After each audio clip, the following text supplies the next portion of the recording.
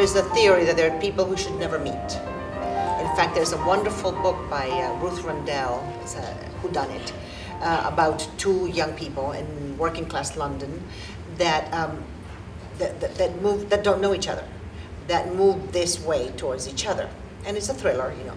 And by halfway through the book, you're thinking, no, no, no, no, no, no, no, no.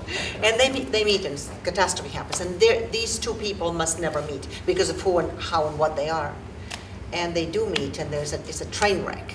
And it makes you think, of course, how many people have married or met or loved or befriended the wrong people for them, you know. Not that these two are right for very many other people, I must say. But the wonderful thing, certainly today, was that, it was what I'm always hoping, is that the singer or the actor, and an opera singer to me is a singing actor, or he's not an opera singer. Period. They can't sing. I can't have them. If they can't act, I can have them. It's 50-50. It's not when people say, well, he's a wonderful singer, but he can't act, or vice versa. Well, then they're not opera singers, so why should I bother? When you do have great singing actors like these two people, plus, you don't realize, but world-class voices.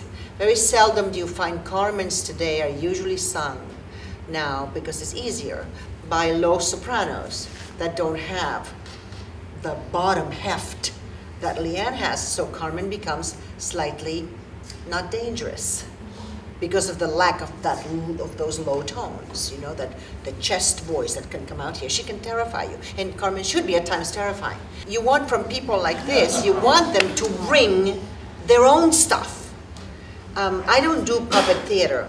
I've had to spoon feed performances, thought by thought, word for word. And I thought I'd just slit my wrists with a spoon. That's slowly, because it's unbearable. In this case, you just have to just get out of their way and basically say, no, if you do that, let me to literally control traffic so that they look good and they're always open, because they are, on top of everything else, they're such serious artists. So today was basically, because we just met yesterday, really, but to get out of them, Carmen doesn't exist. Carmen is ink on paper, and I've learned that as an actress. When I was worrying about playing Maggie the cat in Cat in the Hut and Roof, until my director said, Lillian, there is no Maggie. Maggie is ink on paper. There is you. So, playing the role. Right. So, there is no Carmen. Carmen is Leanne, and it has to be Leanne. And it has to come from her, and it has to come from her instincts. 90% of the choices of a good actor, they should come from them, because they get to perform it, and it's very uncomfortable to perform something that did not originate in you, because then you're following, you know, you're being a marionette. So that's basically what we did today, the toughest scene in the opera. And it's tough playing these people because Bizet, being a great composer, puts it in their voice. So when you get to that last scene, after 3 hours, whatever the opera, the vocal cords are doing in one of the most violent scenes ever written for opera.